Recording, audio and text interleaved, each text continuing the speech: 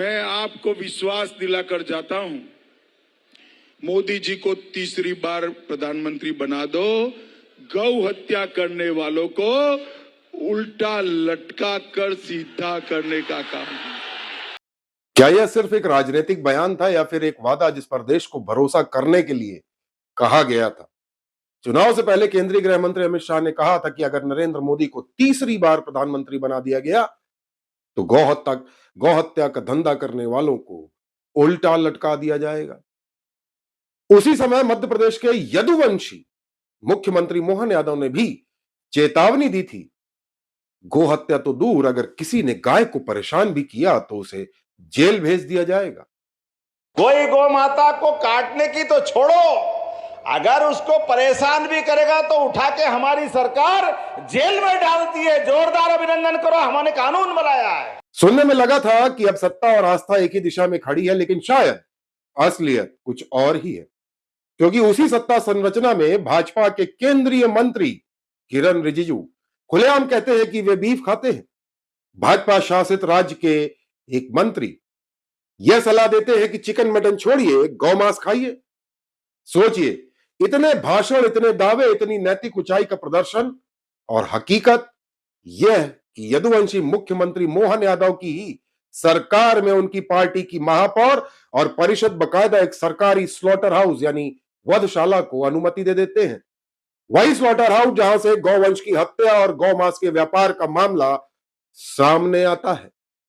यह मामला एक या दो गायों का नहीं है, सैकड़ों गायों के कटने के बाद कई टन गौमांस से भरा ट्रक पकड़ा जाता है। और सबसे चौंकाने वाली बात यह कि न सरकार ने इसे पकड़ा, न सरकार की पुलिस ने इसे पकड़ा, बजरंग दल ने, यानी जिनके हाथ में कानून है वे तमाशबीन बने रहे और सड़क पर खड़े लोग व्यवस्था की जगह लेते गए।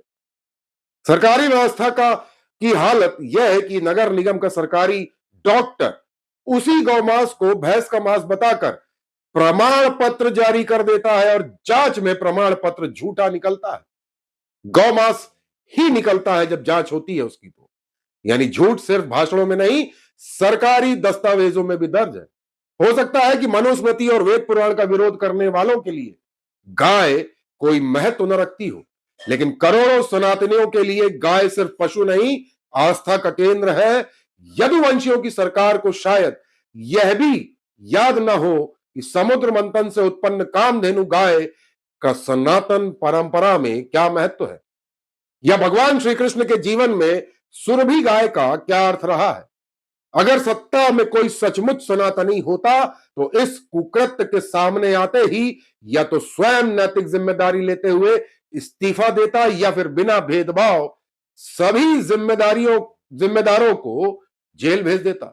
लेकिन हुआ क्या, एक दिखावटी एफआईआर, स्लॉटर हाउस का ठेका चलाने वाले असलम चमड़ा को चुपचाप पकड़कर जेल भेज दिया गया और ना कोई पुलिस रिमांड, ना कोई गंभीर पूछताछ, न यह जानने की कोशिश कि यह धंधा किसके संरक्षण में फल फूल रहा था, गौमांस कहां से आ रहा था, कहां जा रहा था। ऊपर की परत को छुआ तक नहीं गया। यदुवंशी कहे जाने वाले मुख्यमंत्री मोहन यादव शायद भाजपा के वरिष्ठ नेता सुधांशु त्रिवेदी की उस दलील से सहमत हो जिसमें गाय की नई व्याख्या गढ़ दी गई है। और ये जो गौ हत्या पर बैन लगना चाहिए, नॉर्थ ईस्ट में नहीं लगेगा, ये गोवा में नहीं लगेगा, बहुत सारे स्टेट्स में नहीं लगेगा। बहुत गजब जानकारी आप लोगों को रहती है, बताता हूं। हमारे लिए कौन माता है? गाय माता है। हाँ? ठीक। जो नॉर्थ ईस्ट में खाया जाता है वो गाय है क्या? नहीं जी, उसका नाम है मिथुन। जो गाय है उसका जूलॉजिकल नाम है बस इंडिकस, और जो नॉर्थ ईस्ट में खाया जाता है दैट इज बस टॉरस। त्रिवेदी कहते हैं कि उत्तर पूर्व में खाई जाने वाली गाय दरअसल गाय है ही नहीं, वह मिथुन है। उसका वैज्ञानिक नाम अलग है और वह हिंदू आस्था का प्रतीक नहीं है।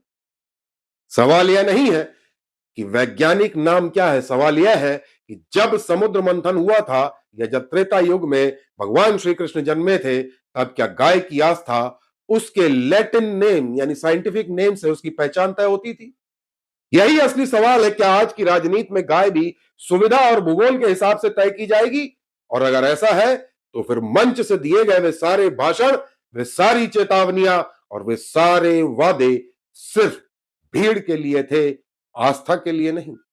संभवतः बीफ एक्सपोर्टर से करोड़ों रुपए चंदा लेने वाली भारतीय जनता पार्टी की केंद्रीय सरकार, मोदी सरकार और मध्य प्रदेश की भाजपा सरकार, मोहन सरकार बीफ एक्सपोर्टर्स पे दया दिखा रही होगी।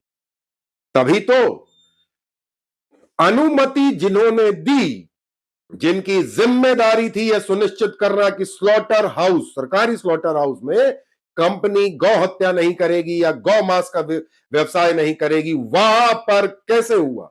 और हद तो तब हो गई जब विपक्षियों ने जाकर वहां देखा तो जो जगह गवाह के लिए, सबूत के लिए संरक्षित की जानी थी, उस जगह पर लोग अंदर से बाहर आते जाते दिखाई दे रहे थे। और तो और इस पर पुलिस प्रशासन ने चुप्पी साध रखी थी। तो यदुवंशी कहलाने वाले मोहन यादव जी से सवाल सीधा है, भाजपा के नेता पहले आते हैं या भाजपा की राजनीति का केंद्र गौ माता की आस्था? सवाल है, जवाब की अपेक्षा जरूर रहेगी।